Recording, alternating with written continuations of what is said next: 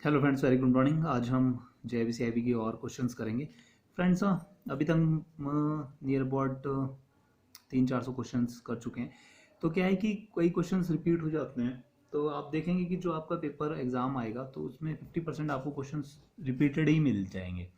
तो आपने क्या करना है कि वो पुराने क्वेश्चंस तो उन पे तो होल्ड अच्छा कर ही लेना है, और ये जो नए क्वेश्चंस हम अभी डिस्कस करेंगे वो भी आपको हेल्प करेंगे। तो फ्रेंड्स, पहला क्वेश्चन देखते हैं। White plastic card refers to counterfeit card. ठीक है। डेकॉय मनी रेफर्स टू, देखो कहीं पे डकैती पड़ी तो आपको उसके बाद में अगर पैसा रिकवर हो जाता है तो वो कैसे फाइंड आउट होता है? उनके सीरियल नंबर्स देख के। तो वही चीज़ है, decoy money refers to currency notes which whose numbers has been use for tracing. जैसे किसी ने फिरौती वगैरह मांगी तो उनके हम सीरियल नंबर नोट कर लेते हैं पहले ही, और उसकी बात देते हैं, तो फिर बाद में अगर रिकवर हो जाते हैं तो वो थेफ्ट उसी से ही पता लग जाती है। ठीक है। The nominee receives the payment in dash capacity, that is called as trustee of legal heirs. ठीक है। Garnishee order is applicable when relationship with respect to bank and customer. Garnishee order के बीच में रिलेशनशिप बताना है friends. एक मैंने table बना के एक वीडियो बना दी है जिसमें कि आपको ना सारे रिलेशनशिप्स बता दिए गए हैं कि इस में क्या रिलेशनशिप होगा, ये होगा। तो ये ना रिलेशनशिप वाला क्वेश्चन एक हमेशा आता है, चाहे आपका इसमें आ जाए गार्निशी ऑर्डर के रिलेशनशिप पूछ ले, चाहे SI का पूछ ले, कुछ भी पूछ ले। ठीक है। तो फ्रेंड्स देखेंगे इसमें garnishee order is applicable with relationship with respect to bank and customer is debtor creditor. ठीक है फ्रेंड्स।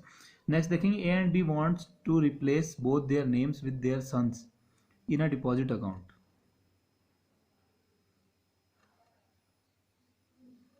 हो सकता है ऐसा? नहीं हो सकता, not permitted. One original depositors name must continue. ठीक है। A और B का कोई ज्वाइंट खाता है तो उसमें अपने बच्चे का नाम वो कराना चाहते हैं अमेंड, लेकिन ऐसा नहीं होगा। बोथ नहीं हो सकते हैं, एक का हो सकता है। Whether private company can be a partner in a partnership firm? No, कोई प्राइवेट कंपनी जो है पार्टनर नहीं बन सकती है। ठीक है। Private limited company can become, मतलब प्राइवेट कंपनी तो बन सकती है लेकिन एक पार्टनर, प्राइवेट कंपनी का पार्टनर जो है पार्टनरशिप में फॉर्म में नहीं आएगा। ओबर्ट्समेंट award maximum for credit card is 1 lakh रुपए। ठीक है फ्रेंड्स, ये जो ओबर्ट्समेंट अवार्ड वाली जो क्वेश्चंस आते हैं तो इसमें हमारे से अवार्ड वगैरह पूछता है वो। तो देखो 3 ही तरह के अवार्ड होते हैं इसमें पूछेगा। Maximum award which can be awarded 20 lakh रुपए, मेंटल हैरेसमेंट 1 लाख रुपए, क्रेडिट कार्ड का अगर कोई फ्रॉड केस है तो 1 लाख रुपए। ठीक है। ये 3 ही आते हैं, ये घूम फिर के यही क्वेश्चन रिपीट होता रहता है, लेकिन वो अलग अलग बार अलग अलग चीज़ के अवार्ड्स पूछता रहता है। ठीक है। नेक्स्ट देखेंगे number of NEFT settlement hours 11 hourly for week days and 5 hourly for Saturdays. ये पुराना क्वेश्चन है जिसमें कि ऐसा होता था, लेकिन अब आपने ध्यान रखना है कि नेफ्ट सेटलमेंट कैसे होने लगे। 24x7 365 days. ठीक है।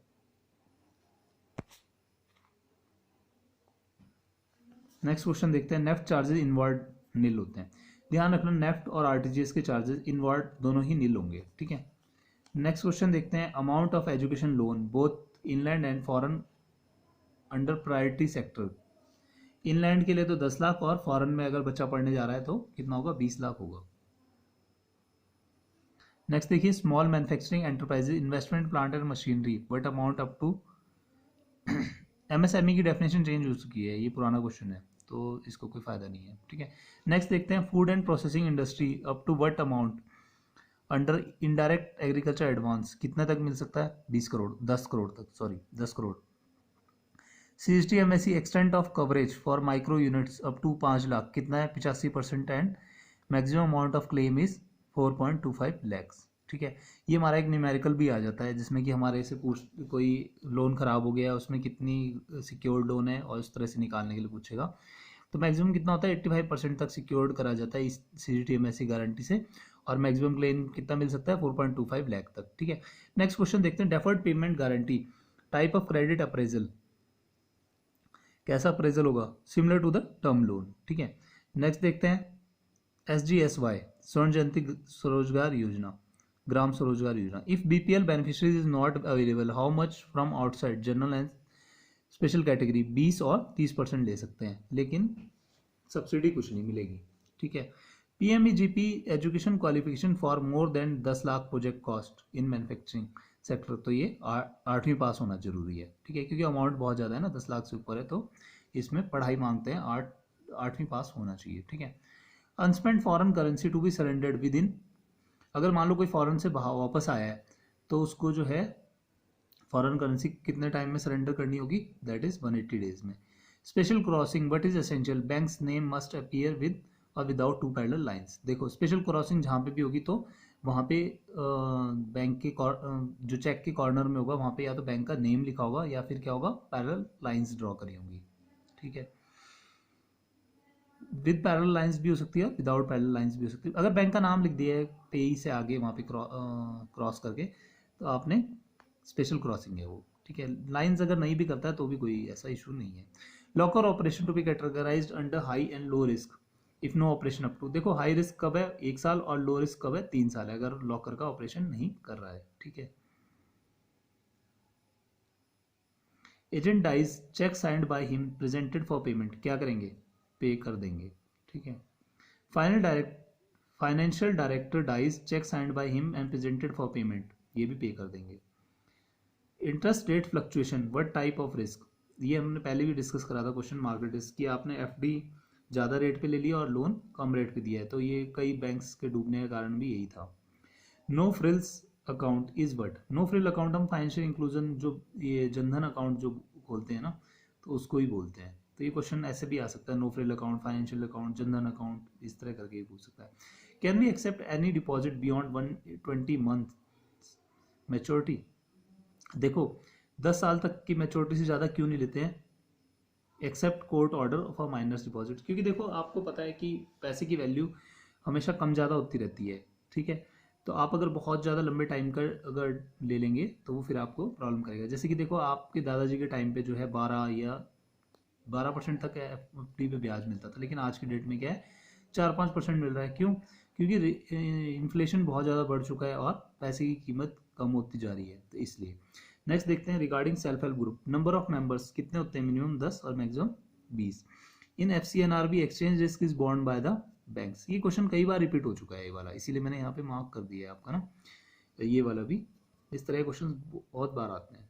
Account when becomes NPA, principal and interest not serviced beyond 90 days from which date, from the end of the quarter. From end of the quarter हम देखेंगे कि अगर 90 दिन तक प्रिंसिपल और इंटरेस्ट नहीं सर्व किया गया तो वो फिर क्या होगा, NPA हो जाएगा। नेक्स्ट देखते हैं action for bills discounted and received dishonoured,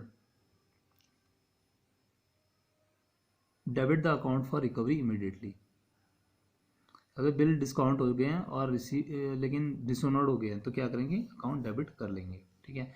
USEP subsidy SJSRY 25% और मैक्सिमम कितना है 50,000 रुपये, ठीक है। Priority sector status with respect to housing repairs renovation and reconstruction in rural areas कितना है 20 लाख रुपए तक, अगर रिपेयर वगैरह के लिए मांगते हैं हाउसिंग लोन्स प्राइवेट सेक्टर के तो क्या होगा 20 लाख रुपए तक होंगे, ठीक है। इन CC account which is not a disadvantage, CC account में अगर आप चेकबुक इशू कर देंगे तो बहुत अच्छा है आपके लिए, क्या होगा जिससे भी वो लेन देन करेगा तो उसको चेक दे देगा, तो उसमें ट्रांजेक्शन्स होती रहेंगी, ठीक है।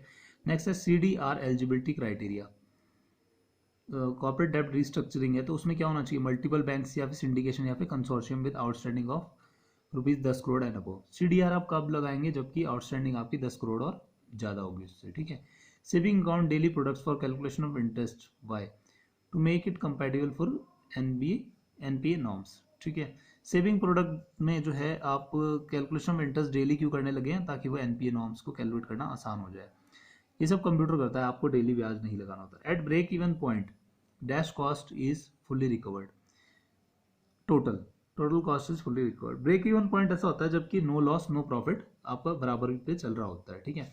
इस ब्रेक इवन पॉइंट पे कई बार न्यूमेरिकल्स भी आए हैं तो आप वो भी देख लेना। NPA D3 category beyond 3 years 100% provision both for secured and unsecured, ये D3 कैटेगरी में चला गया तो इट मीन्स नियर अबाउट आपका लॉस असेट है, ठीक है।